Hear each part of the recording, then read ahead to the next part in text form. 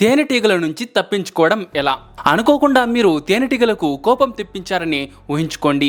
మీరు ఏదైనా గార్డెన్లో వాక్ చేస్తున్నప్పుడు లేదా మీ పొలంలో ఏదైనా పని చేస్తూ ఉన్నప్పుడు మీ కదలికలు అక్కడి తేనెటీగలకు నచ్చకపోవచ్చు. లేదా మీరు సరదాగా ఏదైనా రాయి తీసి తేనె పట్టుపై కొట్టారు అనుకోండి, అంతే, తేనెటీగలు ఒక్కసారిగా మీపై దాడి చేస్తాయి. అలాంటప్పుడు ఆ జీవుల నుంచి, అదే ఆ తేనెటీగల నుంచి తప్పించుకోవడానికి మీరు వేగంగా పరిగెత్తడం సహజమే. ఎవరైనా అలా చేస్తారు. కానీ ఎంత పరిగెత్తినా తేనెటీగలు మిమ్మల్ని అస్సలు వదలవు. అవి కూడా వేగంగా ఎగురుతూ మీపై దాడి చేస్తూనే ఉంటాయి. సరిగ్గా అదే సమయంలో మీకు ఒక చెరువు కనిపిస్తుంది. మీరు ఏమీ ఆలోచించకుండా వెంటనే చెరువులోకి దూకి మునక వేస్తారు. ఎందుకంటే తేనెటీగల నుంచి తప్పించుకోవడానికి నీటిలోకి దూకడమే బెస్ట్ ఐడియా అని మీరు చాలాసార్లు వినే ఉంటారు.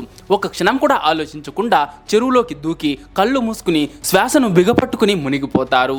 ఆ ప్రమాదకరమైన కీటకాలు అప్పుడు మిమ్మల్ని వదిలేస్తాయని మీరు అనుకుంటారు. కానీ నన్ను నమ్మండి, నీటిలో దూకిన నిమిషంలోనే మీరు మీ జీవితంలోనే అతిపెద్ద తప్పు చేశారని అర్థమవుతుంది. నది లేదా చెరువులో దూకడం తేనెటీగల నుంచి తప్పించుకోవడానికి చాలా ఎఫెక్టివ్ మార్గమని మీరు చాలాసార్లు విని ఉండొచ్చు. కానీ విన్న ప్రతి విషయము కూడా నిజం కాకపోవచ్చు. వాస్తవానికి నీటిలో దూకడం తేనెటీగల నుంచి ప్రాణాలను కాపాడుకోవడానికి అత్యంత చెత్త మార్గం. ఈ పద్ధతి మీకు అస్సలు హెల్ప్ అవ్వదు, పైగా మీ కష్టాలను మరింత పెంచుతుంది. అది ఎలాగో ఇప్పుడు చూద్దాం పదండి. మనిషి ఒక క్షీరదం, అంటే మ్యామల్. అయితే భూమిపై సుమారు 6400 రకాల క్షీరదాలు ఉన్నాయి. కానీ ఈ భూమిపై ఎన్ని రకాల తేనెటీగలు ఉన్నాయో మీరు ఊహించగలరా?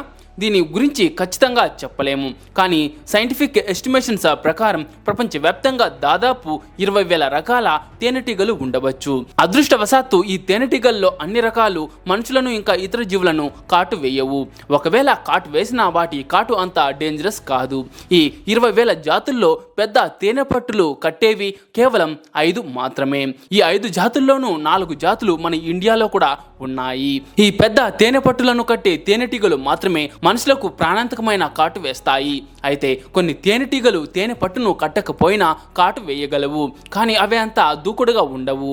తేనెను సేకరించే తేనెటీగలు మాత్రమే తమ తేనెను కాపాడుకోవడానికి దాడికి దిగుతాయి. ఇండియాలో ఎపిస్ డోర్సాటా అనే జాతి తేనెటీగను the rock bee or giant honey bee అని కూడా పిలుస్తారు. ఇది చాలా డేంజరస్ తేనెటీగ. దాని కాటు చాలా పెయిన్ఫుల్గా ఉంటుంది మరియు ఇందులో పెద్ద మొత్తంలో విషం కూడా ఉంటుంది. వీటిలో కేవలం 8 నుంచి 10 తేనెటీగలు ఒక మనిషిని ఒకేసారి కాటు వేస్తే వాటి విషం చాలా ప్రమాదకరంగా మారుతుంది. ముఖ్యంగా పిల్లలకు, వృద్ధులకు లేదా తేనెటీగ కాటుకు ఎలర్జీ ఉన్నవారికి. ఇలాంటి సిచ్యువేషన్స్లో వెంటనే హాస్పిటల్కు వెళ్ళాలి, లేకపోతే ప్రాణాలకే ప్రమాదం. ఇటీవల మధ్యప్రదేశ్లో పశువులను మేపుతున్న ఒక మహిళపై ఈ ఎపిస్ డోర్సాటా తేనెటీగలు దాడి చేశాయి. ఆమె అరుపులు విని ఆమె భర్త సహాయం కోసం పరిగెత్తుకుంటూ వచ్చి తన దగ్గర ఉన్న ఒక గుడ్డతో తేనెటీగలను తరిమివేయడానికి ప్రయత్నించాడు. ఇది చూసి ఆ తేనెటీగలు ఆ మహిళను వదిలేసి ఆమె భర్తను కాటు వేయడం మొదలుపెట్టాయి. దీనివల్ల ఆ మహిళ భర్త చనిపోయాడు మరియు ఆ మహిళ పరిస్థితి కూడా చాలా సీరియస్ గా మారింది.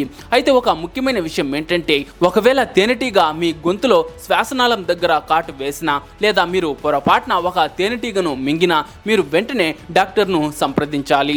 ఎందుకంటే మీరు ఆ తేనెటీగను మింగినప్పుడు ఆ తేనెటీగ మీ గొంతు లోపల కాటు వేయవచ్చు. దానివల్ల వాపు వచ్చి శ్వాస తీసుకోవడం కష్టం అవుతుంది. మీ వీధిలోని డాక్టర్ దగ్గర కూడా తేనెటీగ విషం వల్ల వచ్చే వాపు మరియు అలర్జీని కంట్రోల్ చేసే మందులు మరియు ఇంజెక్షన్లు సులభంగా దొరుకుతాయి. కాబట్టి వెంటనే డాక్టర్ దగ్గరకు వెళ్ళడం మంచిది.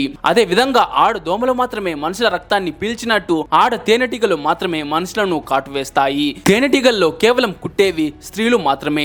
అవే వర్కర్ బీస్.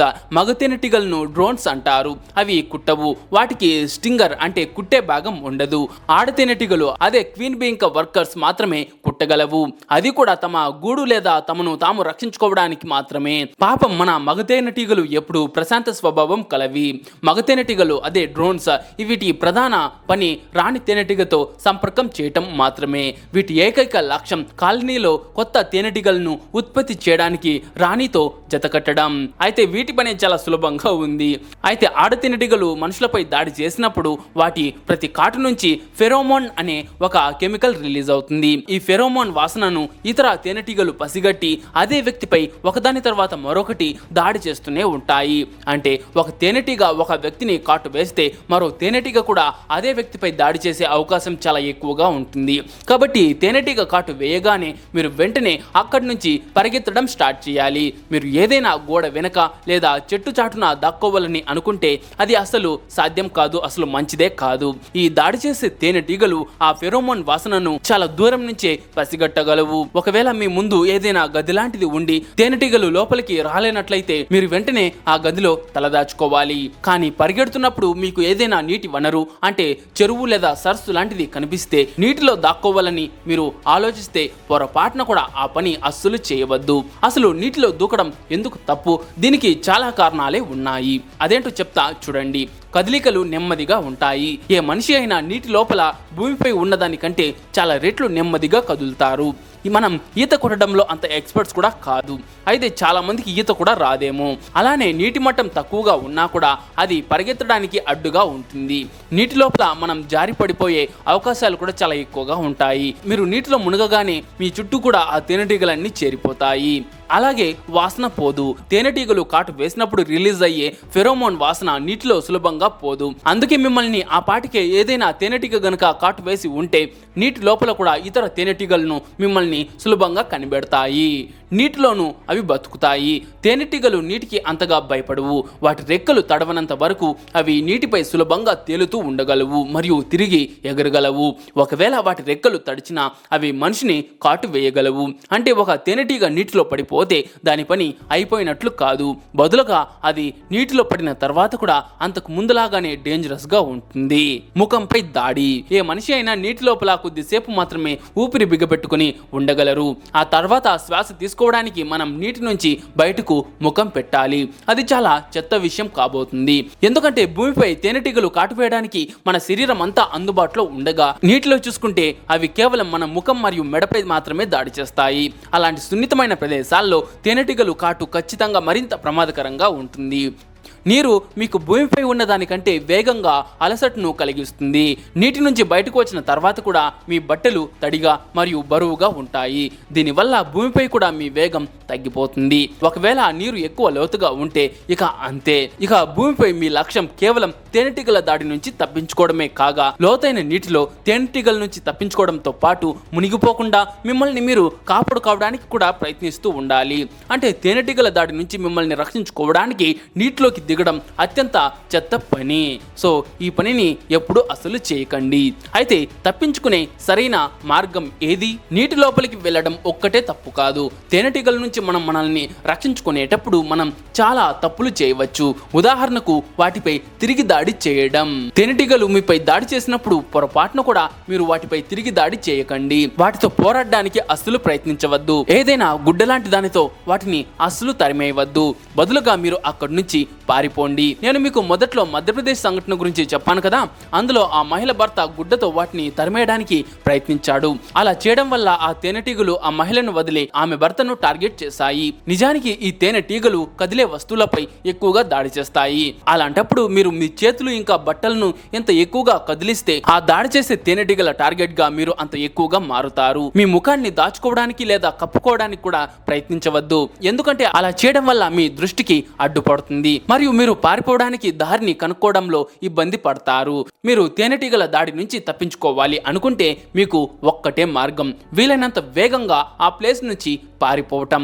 మీ దగ్గర ఏదైనా సామాను ఉంటే దానిని గాల్లోకి విసిరేయండి. తద్వారా తేనెటీగల దృష్టి మీ నుంచి మరలుతుంది మరియు మీ బరువు కూడా తగ్గుతుంది. కంటిన్యూస్ గా పరిగెత్తుతూ ఉండండి. తేనెటీగల ఫ్లైట్ స్పీడ్ గరిష్టంగా గంటకు 20 కిలోమీటర్లు మాత్రమే ఉంటుంది. కానీ మీరు ఫిజికల్ గా స్ట్రాంగ్ గా ఉంటే ఆలోచించాల్సిన అవసరమే లేదు. పరుగులో మీరు వాటిని ఓడిస్తారు. ఎందుకంటే ఒక సాధారణ ఆరోగ్యవంతుడైన మనిషి గంటకు 25 కిలోమీటర్ల వేగాన్ని చేరుకోగలడు.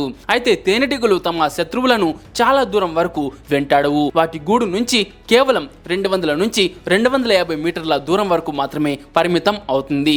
వాస్తవానికి తేనెటీగలు ఏ మనిషి ప్రాణాన్ని తీయాలని అస్సలు అనుకోవు.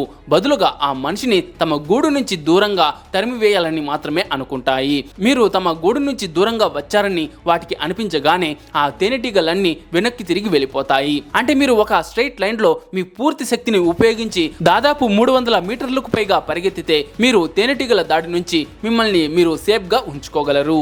పారిపోయేటప్పుడు కొన్ని తేనెటీగలు మిమ్మల్ని కాటువేసి ఉన్నింటే తర్వాత మీరు వెంటనే అలర్జీ సంకేతాలపై దృష్టి పెట్టండి.